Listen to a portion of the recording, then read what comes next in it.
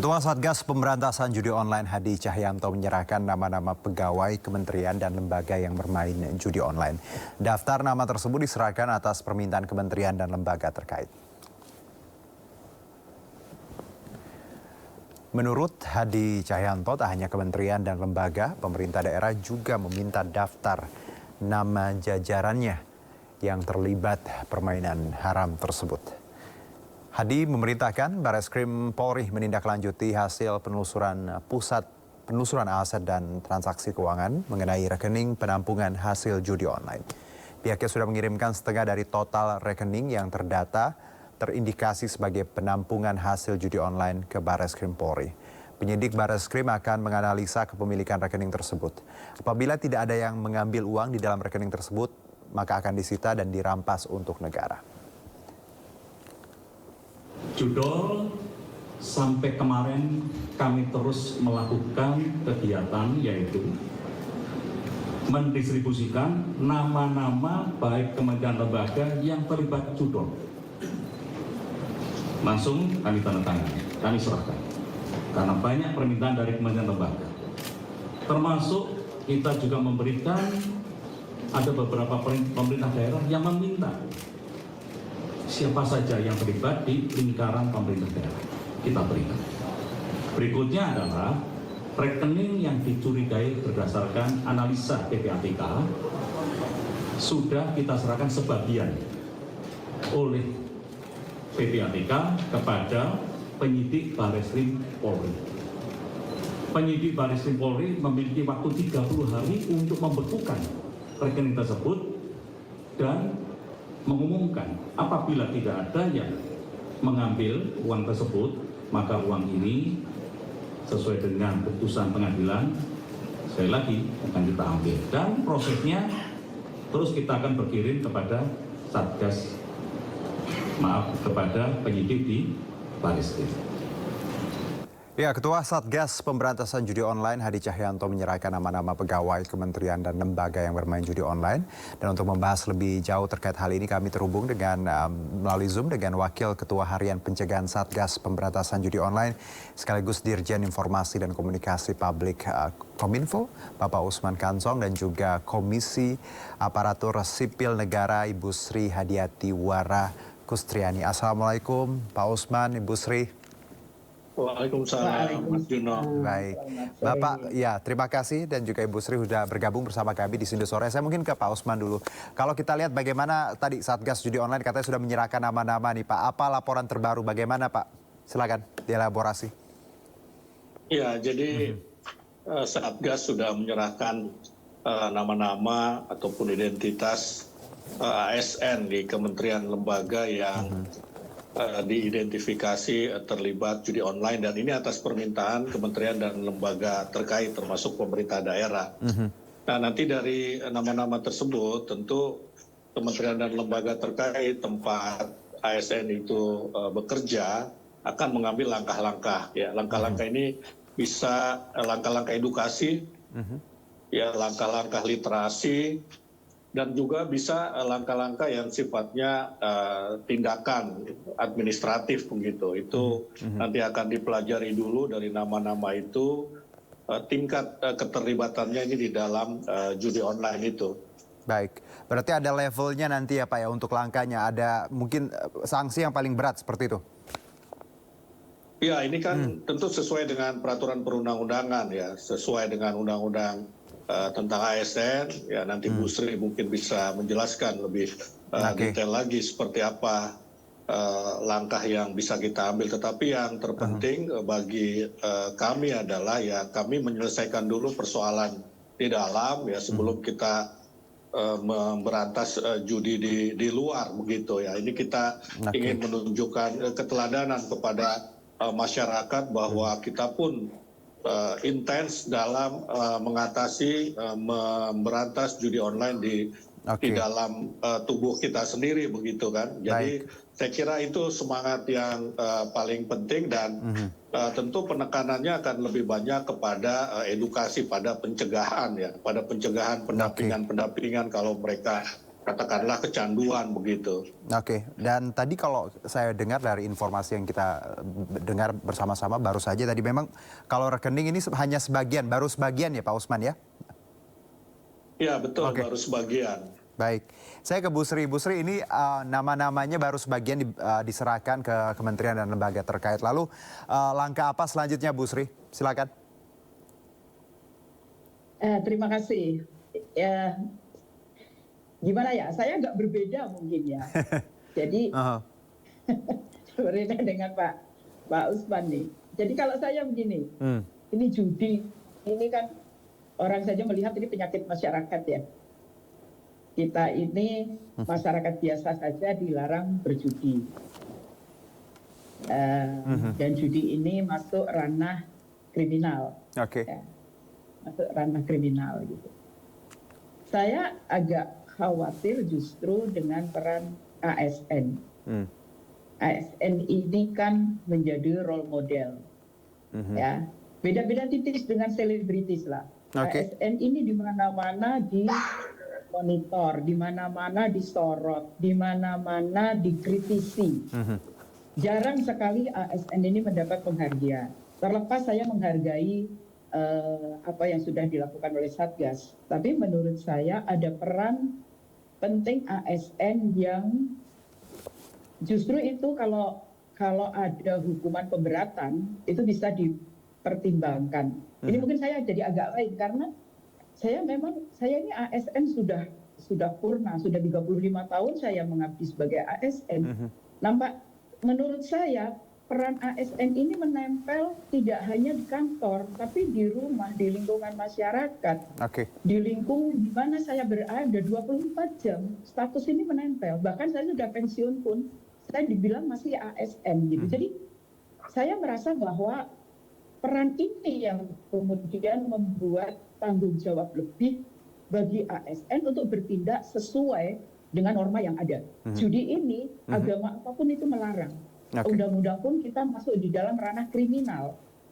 Nah, ini mesti harus kita tegas gitu. Kita tegas memperlakukan ASN karena kan tidak ada kan orang tidak sengaja berjudi ya. Pasti berjudi itu sengaja karena ingin mendapatkan uang dengan cara gampang. Nah, ini juga menurut saya sih menjadi perhatian lebih gitu ya. Karena bukan penyakit ya. Kalau penyakit mungkin diobati atau diedukasi, tapi kalau ini kan menurut saya ini kebiasaan yang secara sadar ya Bu ya. Menginginkan sesuatu secara sadar, dia menginginkan sesuatu secara instan. Dan itu finansial gitu kan. Baik, Bu Sri, tapi kan ya lagi-lagi ASN pun sama aja Bu, manusia. Ada hilafnya mungkin ya ada. Tapi Bu, kalau kita bicara sanksi, Pak Usman tadi menyebut bahwa levelnya akan berbeda ketika kita melihat nanti berat salah atau seperti apa itu di lapangan. Ada edukasi atau mungkin teguran atau bahkan sanksi berat. Nah, menurut Anda sanksi yang tepat seperti apa untuk ASN yang diduga terlibat misalnya Bu? Harus seperti apa atau mungkin hanya teguran atau sitaan atau edukasi atau seperti apa Bu?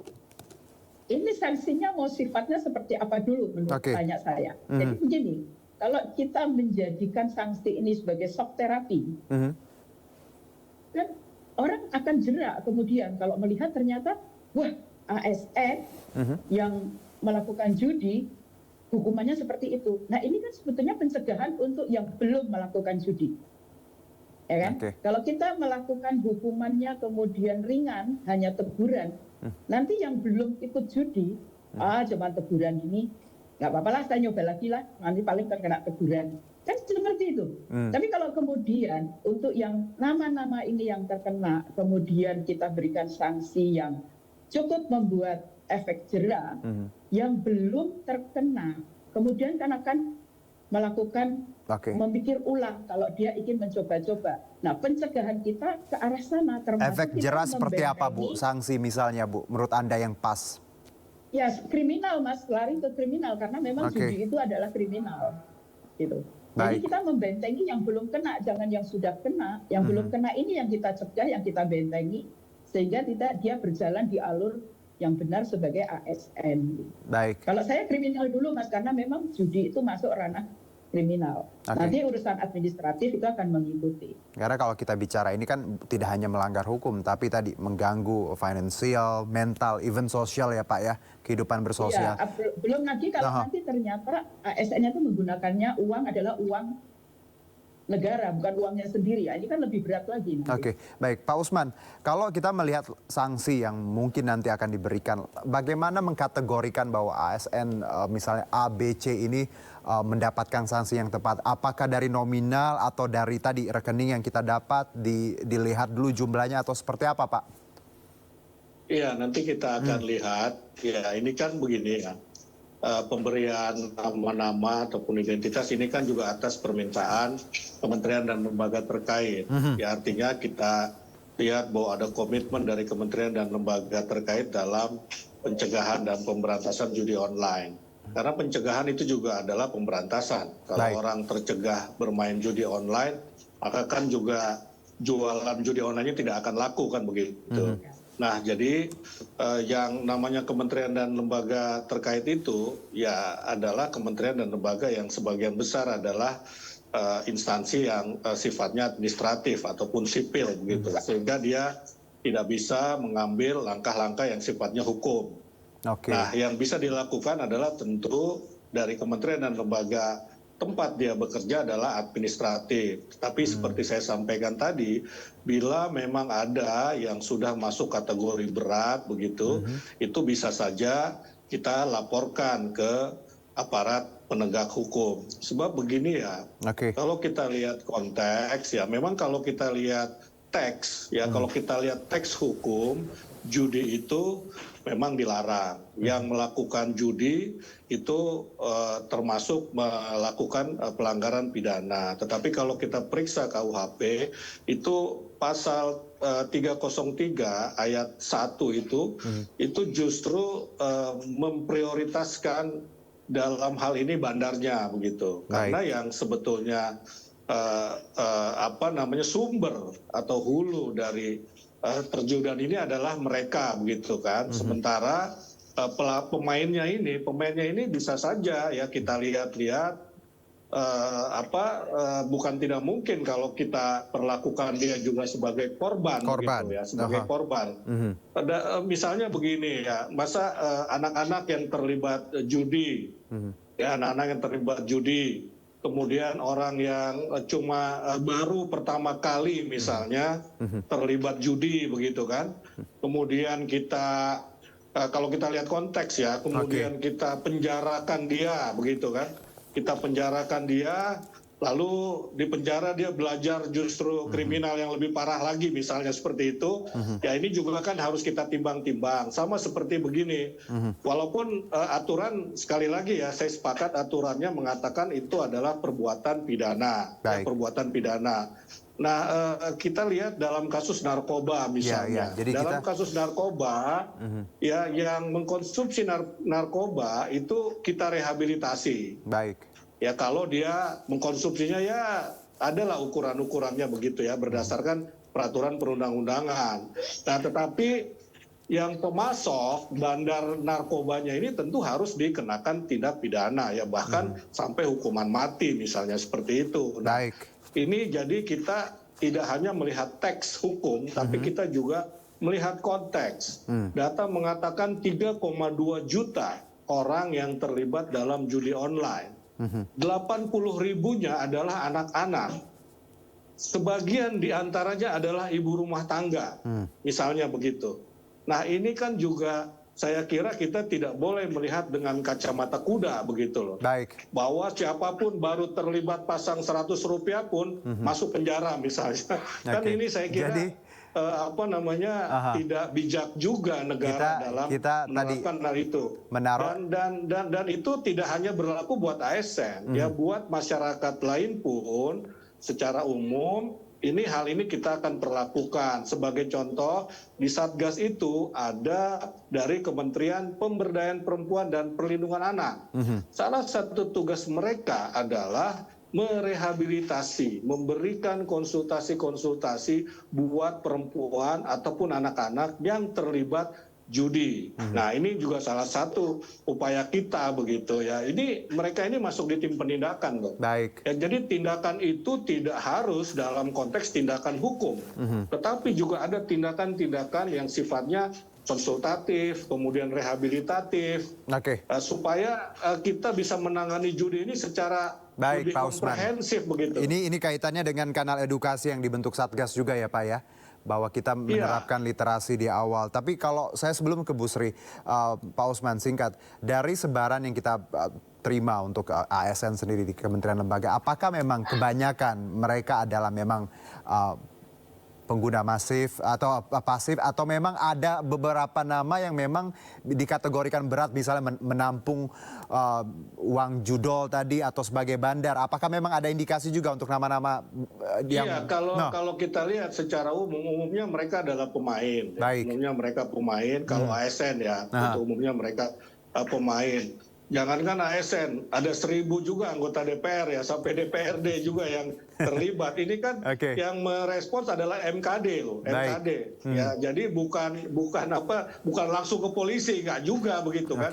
Nah, kenapa Satgas menyerahkannya kepada MKD, kepada instansinya? Kan bisa saja Satgas kalau mau menganggap ini semua pelanggaran, itu diserahkan saja ke polisi nama-namanya, kan begitu kan. Nah, ini karena memang ada unsur kita untuk melihat dengan helikopter view gitu loh persoalan ini, bukan dengan kacamata kuda. Pak Usman, saya ke Bu Sri. Bu Sri, bahwa kita tadi, kalau dari Pak Usman, bahwa kita mementingkan tadi nilai-nilai edukasi di awal, literasi, karena itu bagian dari pencegahan. Nanti kalau kita lihat, kalau pelanggaran ini berat, memang akan ada tindak lanjut yang lebih seperti itu. Tapi lagi-lagi mungkin masyarakat berpikir begini, khususnya ASN dan juga anggota DPR. Kita kan bayar pajak ya Bu, kepada negara. Nah, mereka juga digaji negara. Ini kan jadi catatan. Bagaimana Anda melihat bahwa sanksi yang tepat tadi tidak melulu untuk ya yang mungkin baru bermain sekali dua kali, mungkin teguran. Bagaimana Bu? Ya. Jadi begini, tadi pertanyaan pertama konteksnya kan kepada ASN. Baik. Ya. Jadi konteks saya jawaban tadi juga kepada ASN. Makanya saya mulai bahwa ASN itu mempunyai peran lebih. 24 jam dia harus menjadi role model. Ya. Nah, ini nggak bisa role model hanya 8 jam di kantor, tidak. Selama 24 jam di lingkungan rumah pun, kalau kita PNS, kalau kita ASN, itu kita mendapat perlakuan lebih. Kita diharapkan menjadi role model juga di masyarakat. Jadi tadi konteksnya adalah ASN. Kalau anak-anak itu urusan lain, itu di luar gitu ya. Nah, itu monggo kalau mau dididik karena mereka juga belum bisa berpikir secara logik. Tapi kalau ASN, anggota DPR, anggota DPRD, itu mereka sudah dewasa, mereka sudah harus berpikir logik. Mereka bukan orang-orang bodoh, gitu kan? Jadi justru kalau saya ada pemberatan di sini seperti tadi saya sampaikan. Ini statusnya loh, saya tembak dari statusnya. Soal nanti berapa lama, apakah kemudian dibebaskan dia masuk di dalam pembinaan, hakim kan juga tidak akan melihat hitam atas putih. Pasti nanti akan ada proses bahwa ya nggak sama dong yang baru melakukan sekali dengan melakukan 10 kali gitu ya, atau kebiasaan kemudian sama-sama dihukum 1 tahun atau 2 tahun, kan tidak juga. Tapi ini konteksnya adalah kepada ASN, kepada para pejabat negara yang kemudian melakukan pelanggaran norma pidana. Nah ini yang sebenarnya harus kemas ke arah sana, bukan korban yang anak-anak atau ibu rumah tangga yang mungkin tidak paham gitu. Baik, saya dapat poinnya. Bagaimana sebenarnya kita melihat ASN dan tadi anggota DPR, orang-orang yang memang secara moral punya beban yang lebih agar mereka tadi menjadi contoh. Jadi memang harus ada teguran yang cukup keras. Plus juga ya Bu ya, mereka juga digaji negara dan kita bayar pajak gitu. Beda case ketika kita bicara anak-anak dan mungkin ibu rumah tangga. Kira-kira Pak Usman seperti itu. Pak Usman terakhir mungkin. Ada singkat saja Pak. Ibu rumah tangga juga Mas. Tapi ASN loh Pak. Tapi ASN bukan ibu rumah tangga pure. Status ganda begitu ya. Ada ibu rumah tangga yang ASN juga, yang mungkin juga terlibat di situ. Ya kira-kira seperti itu. Nanti kita akan lihat secara komprehensif. Ya, tujuannya sekali lagi, kalau memang tujuannya semata-mata penegakan hukum, maka tentu Satgas akan memberikannya kepada Bareskrim langsung. Kan gitu. Sama seperti tadi rekening. Ya rekening itu kan rekening yang sudah dikenakan tindakan hukum. Apa itu pembekuan? Ya, pembekuan itu tindakan hukum. Oke. Ya, jadi tindakan hukum nggak semestinya atau penindakan itu tidak harus melalui pemenjaraan, kan Oke. begitu, melalui penangkapan, ya kan seperti itu. Itu juga adalah tindakan. Jadi penindakan tetap dilakukan terhadap mereka. Cuma penindakannya seperti apa? Tentu harus kita kategorisasikan, kita periksa betul-betul. Tidak dipukul rata seperti itu ya Pak Usman ya? Iya, supaya nanti hukum itu kan juga harus berkeadilan begitu. Oke. Aturan ini bukan hanya berlaku buat masyarakat ya. Kalau hukum itu kan ada prinsip equality before the law. Ya. Ya, dan tidak ada bilang melanggar hukum tidak sengaja atau tidak tahu pun tidak boleh.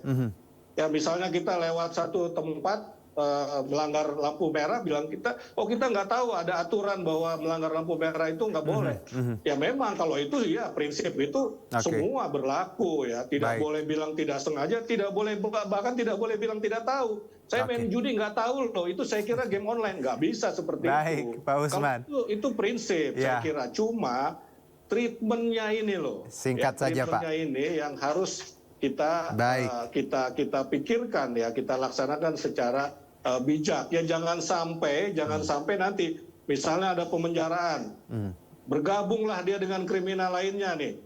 Ya kan, walaupun baru sekali main. Pak Usman, dia belajar kriminal yang lebih hebat lagi nanti. Sayang sekali waktunya terbatas Pak. Seperti itu harus kita pikirkan. Saya dapat poinnya, kita dapat poin. Semangatnya sebenarnya sama. Bagaimana kita memberantas judi online yang sangat merugikan generasi kita ya, dan kita tahu bahwa tidak hanya melanggar hukum, agama, ini juga dampak negatifnya finansial, sosial dan juga mental. Ini semangat kita bersama.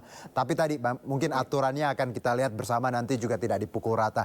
Terima kasih Pak Usman atas waktu dan insight-nya. Sukses untuk kanal edukasinya. Semoga makin banyak literasi yang bisa kita jangkau untuk masyarakat. Dan Ibu Sri, terima kasih juga. Semangat terus Ibu Sri.